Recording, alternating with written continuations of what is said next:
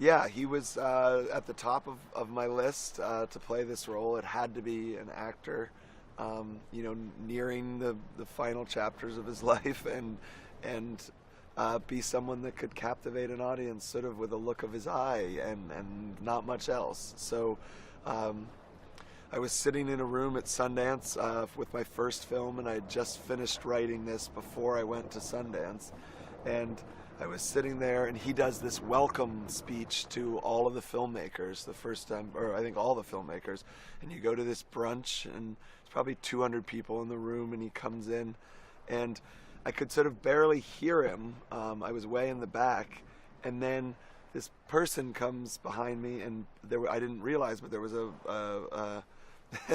there was essentially a big speaker behind me that had not been turned on, and someone came along, realized it, and about 2 minutes in, plugged in the speaker, and his voice suddenly sort of blasted from over my shoulder. He then proceeded to tell this amazing story about Jeremiah Johnson and how he had to fight for the distribution and all these things, and that voice sort of was sitting in my ear, and I realized, he has many gifts as an actor, but that voice, is right near the top of the list. And I sort of felt like maybe at this point of his career, that voice is almost holding him back in a way. It's baggage that he has to carry with him.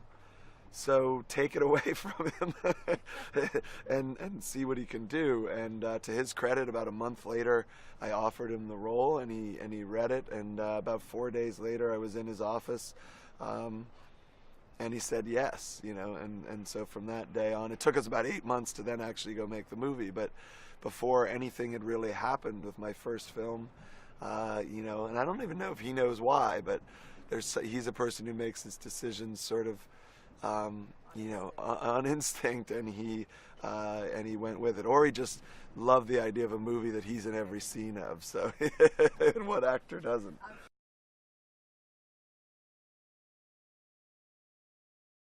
Yeah, no, it's terribly simple. It wasn't simple to make, but the concept is insanely simple. I love survival films, this sort of general genre. I think it's kind of a fun place to be, and in a weird way, one that's so fraught with sort of issues. There's very little it's really from a writing perspective. It's just very difficult to come up with any kind of a convincing or realistic sort of narrative thread that doesn't feel forced. And so in a way, I said, what if you sort of don't have a narrative force instead of literally being, with this person? And I thought that was, I wish there was a deeper reason to it, but I thought that was a pretty cool challenge. And then for me, the film is about this guy coming to grips with his own mortality, which is the one fate we all share, obviously, that we're not here for long. And so that's as it turns out, it's kind of everyone's one universal fear, in their lives. And this movie, that's all it's about, is slowly realizing that your time is up, and you better have done everything you could, and tried as hard as you can to the last day, and then hopefully you go with a smile. And in a way, that's what the character does.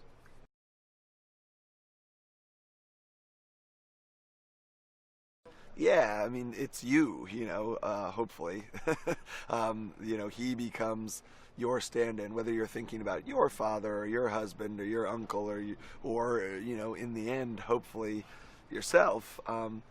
If I had laid in, the sort of, like I said, some of the narrative techniques that you would have used learning about why he was there, who he was there. Now, there are some hints, and certainly we wanted to set up parameters. I don't think he's been doing this his whole life. He's literally on some kind of a mission. It's not a suicide mission. I think he's well prepared, and so I wanted to communicate kind of concepts about who the character is, and what kind of a person he is. But as far as who and the life that he had lived before that, that's sort of that's for the audience to fill in. And if I had laid that in, uh, the film's very delicate, and if you sort of don't force the audience to keep doing the work for themselves, the whole film kind of would have fallen apart. So I had to be very delicate.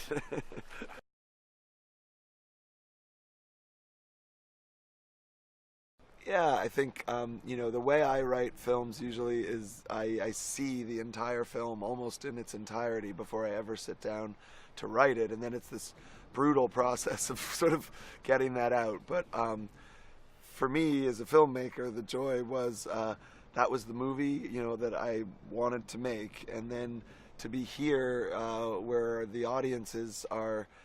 They just seem to love movies, and there is a passion about it, that I haven't seen before. Frankly, you walk around and people are talking about them and arguing about them and agreeing on them. And last night, obviously, I would never want to go through that experience if the audience didn't seem to like the film.